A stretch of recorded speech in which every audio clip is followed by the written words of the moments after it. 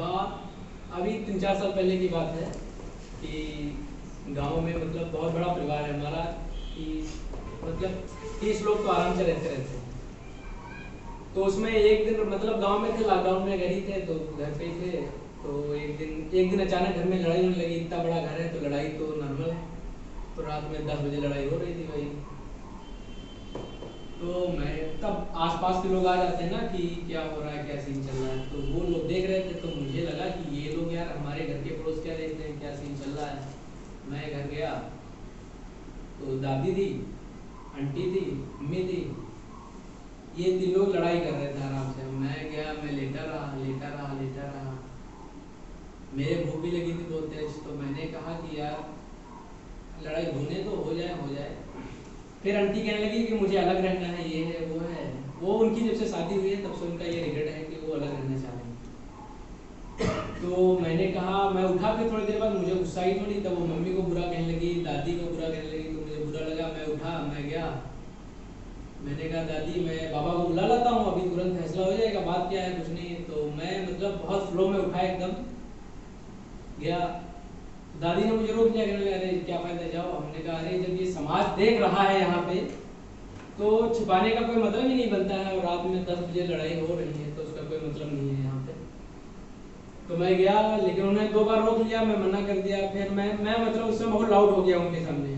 तो वो चीज़ परफॉर्म करो ना, वही तो करना है कि आप जब से यहाँ आई हैं तब से कह रही हैं कि हमें अलग रहना है। उनकी मतलब 2-4 दिक्कतें हैं, आपकी दिक्कतें हैं कि जैसे हमारे लड़के को चाय नहीं दे रही, या उनको ये खाना नहीं दे रहा है, या ये है।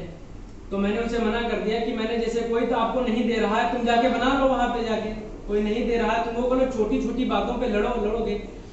तो आपके चक्कर में ही 50 किलो तेल नाली में बहा दिया गया था। 50 किलो तेल नाली में बहा दिया गया, छोटी मोटी बात नहीं है।